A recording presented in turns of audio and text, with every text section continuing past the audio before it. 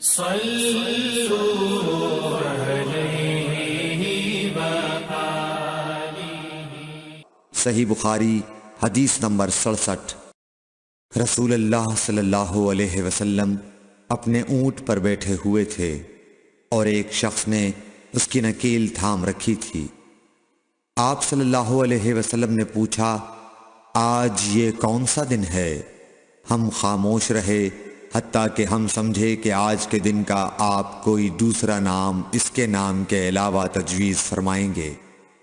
پھر آپ صلی اللہ علیہ وسلم نے فرمایا، کیا آج قربانی کا دن نہیں ہے؟ ہم نے عرض کیا، بے شک۔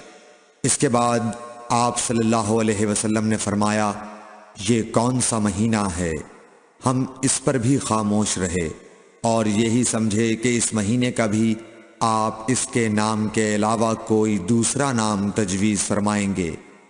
پھر آپ صلی اللہ علیہ وسلم نے فرمایا، کیا یہ ذو الحجہ کا مہینہ نہیں ہے؟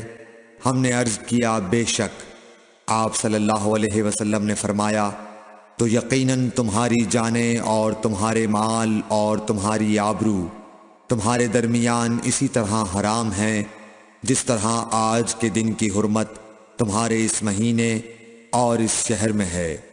پس جو شخص حاضر ہے اسے چاہیے کہ غائب کو یہ بات پہنچا دے، کیونکہ ایسا ممکن ہے کہ جو شخص یہاں موجود ہے وہ ایسے شخص کو یہ خبر پہنچائے جو اس سے زیادہ یاد رکھنے والا ہو۔ صلوا